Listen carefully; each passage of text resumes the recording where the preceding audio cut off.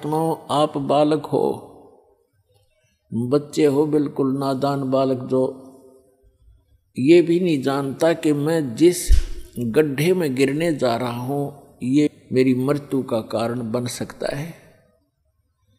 आप ये भी नहीं जानते कि जिस सर्प को मैं पकड़ने जा रहा हूं ये आपको डस लेगा और आपकी जान का घातक, जीवन का घातक बन जाएगा।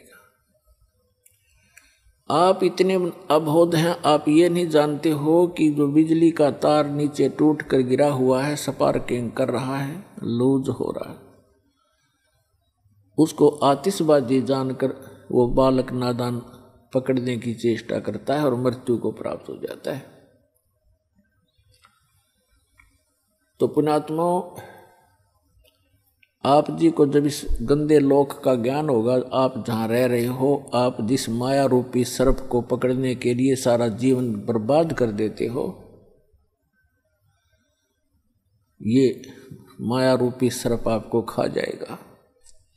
लेकिन परमात्मा की शरण में आने के बाद आपको ये सर्प मिलेगा, लेकिन इसके दांत निकाल दिए जाएंगे। ये परमात्मा आपको धन देगा,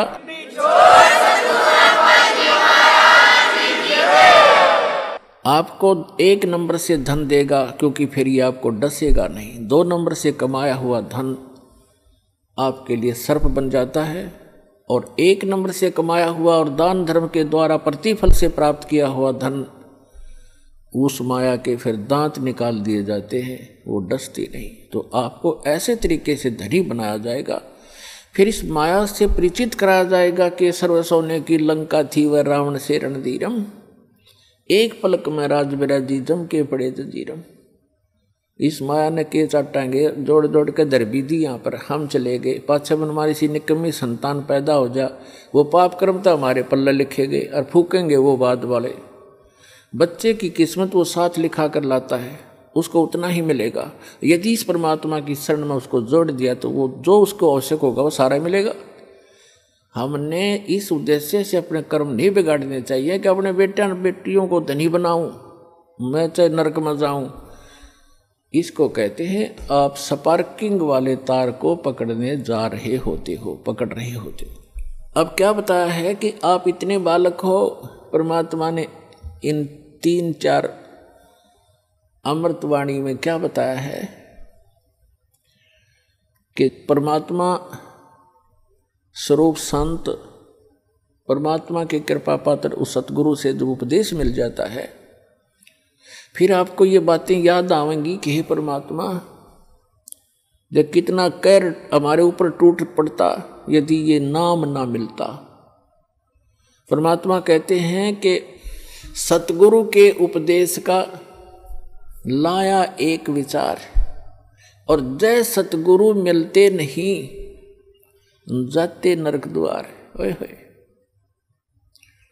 पुण्यात्मा हमारे को मिसगाइड कर रखा है यहाँ पर। भक्तिहीन तत्व ज्ञानहीन संतों ने, संत के रूप में इन अज्ञानियों ने, कोई तो कहता कहीं स्वर्ग नहीं, कोई नरक नहीं, कोई कहता सतलोक में प्रकाश ही प्रकाश है, प्रकाश ही प्रकाश है, उसमें आत्मा से लीन हो जाती है जैसे बूंद समंदर में। इनको कहते हैं नीम हकीम खतराए जान, little knowledge is the dangerous thing. अब क्या बताया परमात्मा ने कि यहाँ जो बोले गए शब्द हैं, शब्द स्वर्ग भी है, शब्द नरक भी है, शब्द संसारिक दुख सुख अलग हैं। तो ये अज्ञानी लोग कहते हैं कि यही स्वर्ग है, यही नरक है, जो यहाँ दुखी है वो नरक भोग रहा है, सुखी है वो स्वर्ग भोग रहा है। नहीं, ये तो बालकों के मन गढ़ंत चुटकले होते हैं, कहानियाँ होती हैं। सदग्रंथों को आधार मानकर हमने अब पुनः अपना भक्ति मार्ग को सेट करना है, अपने भक्ति साधना को प्रफुल्लित करना है। तो क्या बताते हैं कि सतगुरु के उपदेश का लाया एक विचार, यदि सतगुरु मिलते नहीं जाते नरक द्वार। नरक द्वार में दूत सब करते खेचा ताण, उनसे कबू ना छूटता फिर फिरता चारों खाने। जैसे नरक में जब डाला जाता है इन प्राणियों को, उस समय उसके भयंकर दुख को देखकर, उसकी षड्यंत्र को देखकर वो वापस भागते हैं, क्योंकि लाखों की संख्या में ठोके जाते हैं उसमें, और वो वापस भागते हैं। पीछे यम के दूत बड़े बड़े भाले, छुर्रे, तलवार, मुगदर, ये गदा लिए खड़े होते हैं। जो वापस भागता उसके सिर में मारते हैं। सूक्ष्म शरीर में प्राणी मरता नहीं, पर दर्द दूना होता है। उनको ऐसे ठोका जाता जैसे पशु को फाटक में रोका करते हैं, लठ मार मार के, और फिर उसमें पटक देते हैं। तो वहाँ परमात्मा बताते हैं कि नरक द्वार में दूत सब वहाँ करते खींचातान, उनसे कदे नहीं छूटता, और फिर फिरता चारों खान।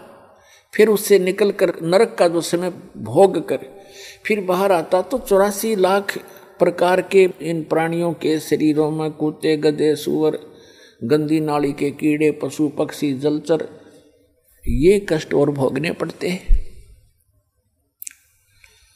और इस परमात्मा के सच्चे नाम से, सतगुरु की शरण में आने से ये सारे दुख बाईपास निकल गया आपके।